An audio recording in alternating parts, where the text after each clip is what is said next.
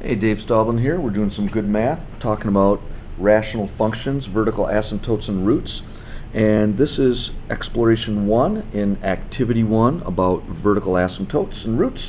And what you're going to do is take f of x equals x squared plus x minus 6, graph it on your graphing calculator.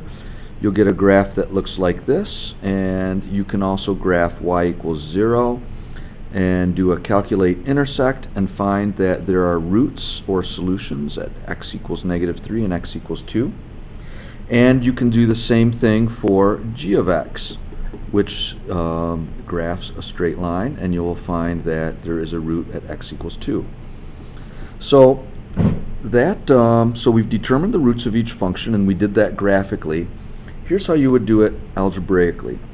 For this function, we know that f of x equals x squared plus x minus 6, and we want to know when it crosses the x-axis, which is at 0.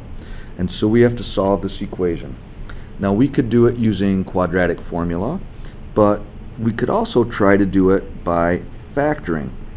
And what we want to do is find two variables that multiply to x squared, and we want to find two variables that multiply to -6 and add to a positive 1, so plus 3 minus 2. Then we're going to use the multiplication 0 property and set x plus 3 equal to 0 and x minus 2 equal to 0 and solve both those equations.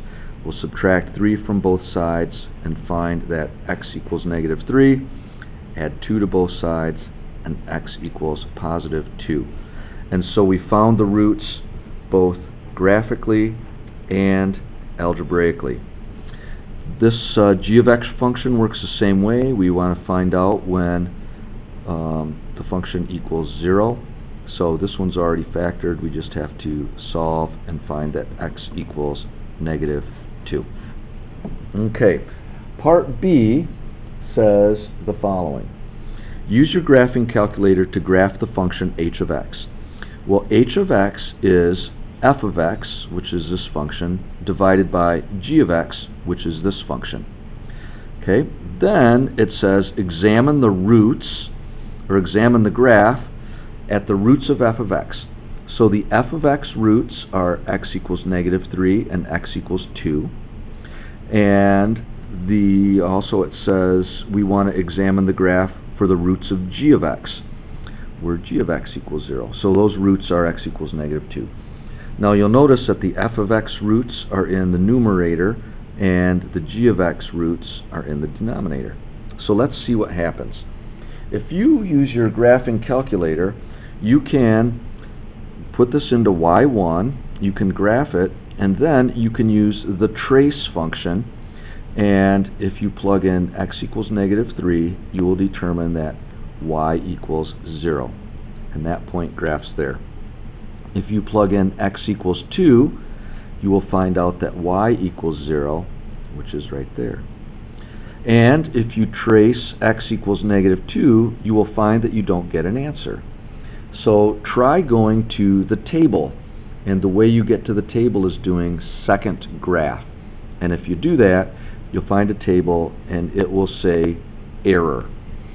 So here's what's going on. If you take x equals -2 and you plug it into this, -2 plus 2 is 0. You know, whenever you have a root, the function equals 0.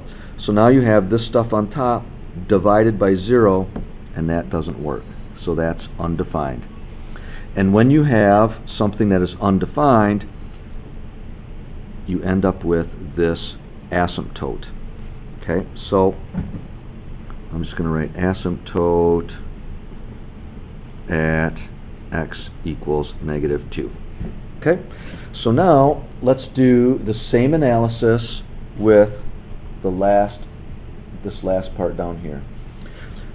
P of x is going to be the g of x function divided by the f of x function, and we're going to analyze it for the g of x roots, which are x equals -2, and that's the numerator. And if you graph this on your calculator and do the trace button for -2, you will find the y value is 0. The f of x roots, which are in the denominator, are negative 3 and 2. And, you know, if you plug in a negative 3 into this, well, what's the value of this function? Well, the value of this function at negative 3 is 0.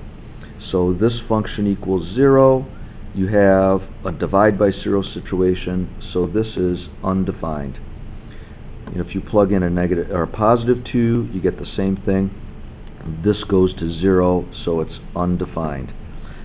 So now at negative 3, we have an asymptote.